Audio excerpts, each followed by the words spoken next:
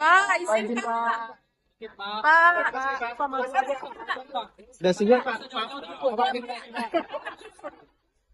Kamera Pak, izin Pak, kamera. Siap. Ini ada sindiran Pak. Ya, gimana? Undangannya Undangannya dulu datang jam 2. Katanya ada gladi resik.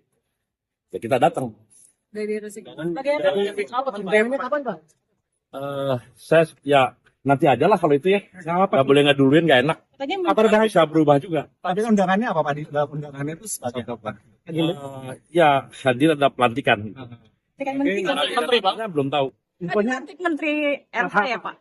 Belum tahu persisnya. tapi kalau jadi menteri apa bagaimana Pak? Siap? Menteri LH banyak tugas dan harus kita tuntas kerja Sudah keras. ada terancangnya Pak program-program? Oh banyak udah. Tapi sudah apa caranya Pak Anies? Kata ya soal apa semua ya. Oh, Terus kita harus keep up juga dengan isu-isu untuk kesempatan internasional. Secara bertahap kita harus penuhi. Kira-kira gitu. Pak, pendidikan komunikasinya udah lama apa baru-baru ini? Ya kan dengan Pak Presiden kan udah dari tahun 90-an bahkan udah bareng. Berarti sudah ada komunikasi dengan Pak Anies ya? Jam berapa Pak pastinya? Dari pagi ya. Pak, ini berarti mewakili teman-teman buruh gitu ya Pak? Insya Allah teman-teman buruh sih harusnya mendukung ya. Karena kita kan memang mulainya dari situ. Jadi saya juga bekerja diuji lah gitu. Mudah-mudahan lulus gitu. Jadi ini bisa mewakili gerakan atau teman-teman dari buruh. Saya buruh kan tidak hanya urusan teknis buruh aja, tapi di beberapa hal buruh harus bisa banyak hal juga. Pak akhirnya menerima tawaran menjadi Menteri Lingkungan Hidup itu seperti apa akhirnya Pak? Ya menterinya apa saya belum tahu. Tapi ada ngobrol sama Presiden Prabowo? Sepintas saja, tapi nggak ada jabatan. Ada komunikasi dengan Pak Anies? PT Timah Persero Tbk membukukan laba bersih senilai 1,31 triliun rupiah di sepanjang 2025. Ya, raihan ini mencapai 119% dari target yang ditetapkan oleh perseroan. Dan sepanjang tahun 2025 pendapatan perseroan naik 6,41% menjadi 11,55 triliun rupiah dari sebelumnya sebesar 10,86 triliun rupiah pada tahun 2024. Peningkatan ini didorong oleh kenaikan harga jual rata-rata logam timah. Dari sisi pos beban, perseroan mencatatkan kenaikan beban pokok pendapatan sebesar 8,41%. Sepanjang tahun 2025 lalu, perseroan terus melakukan upaya efisiensi dan optimalisasi biaya, diantaranya adalah dalam bentuk penurunan fixed cost melalui pengeluaran investasi yang selektif ke investasi penunjang operasi untuk memitigasi kenaikan beban depresiasi dan menjaga stabilitas arus kas.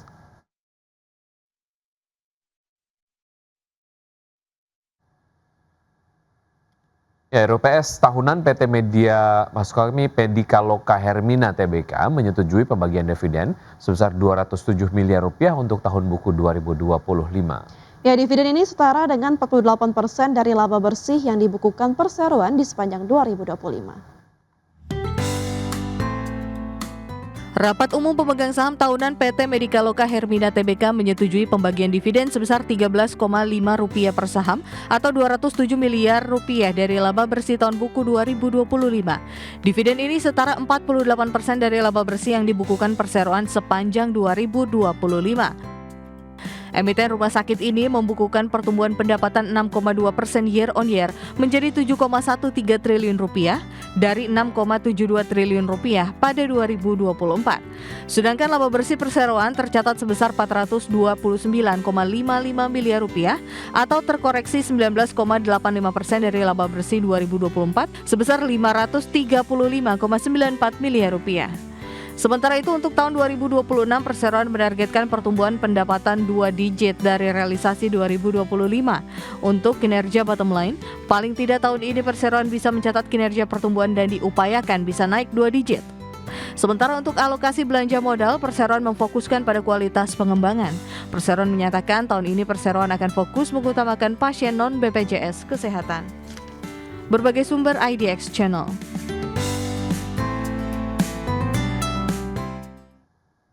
Pemirsa, PT Garuda Food Putra Putri Jaya Tbk atau GUT resmi membagikan dividen tunai ratusan miliar rupiah kepada pemegang saham.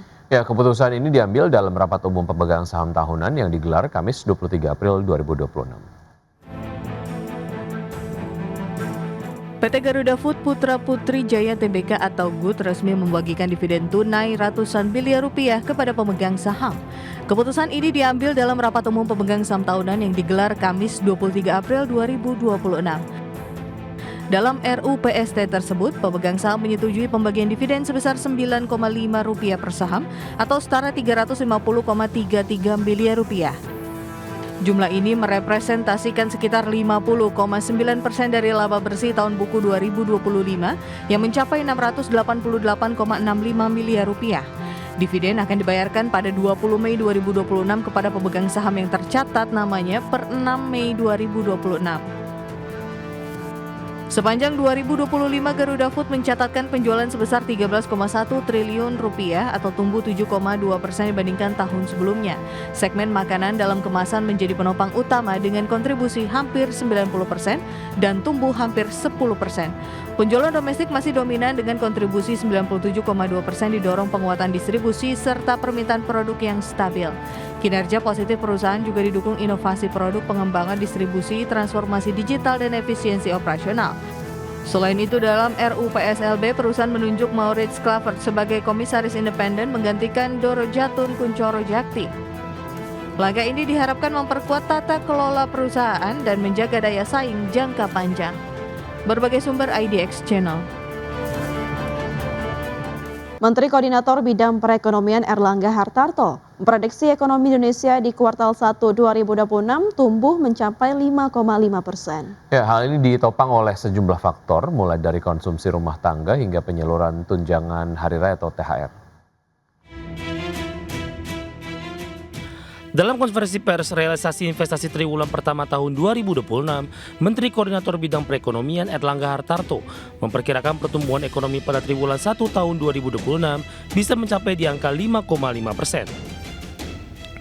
Meski masih menunggu rilis resmi dari Badan Pusat Statistik, pemerintah optimis pertumbuhan ekonomi awal tahun sangat kuat yang ditopang oleh konsumsi rumah tangga, momentum Ramadan dan Idul Fitri hingga penyaluran tunjangan hari raya atau THR. Terlebih di triwulan yang sama, pemerintah memberi berbagai stimulus ekonomi sebesar Rp809 triliun yang dipandang mampu mendongkrak perekonomian secara nasional. Bahwa pertumbuhan di kuartal pertama secara fundamental relatif baik dan angkanya kalau tidak ada protes ya lebih besar sama dengan 5,5%. Kita penting untuk menyampaikan hasil yang positif karena ini kita sudah masuk pada kuartal kedua dan kuartal kedua tentu kita akan mencari berbagai hal yang bisa menopang pertumbuhan kembali, antara lain tentu pembayaran gaji ke-13 di bulan Juni dan juga. Sementara untuk triwulan kedua, nantinya Erlangga menyebutkan pemerintah akan kembali mengandalkan sejumlah instrumen, diantaranya pembayaran gaji ke-13 pada Juni, serta keberlanjutan program perlindungan sosial.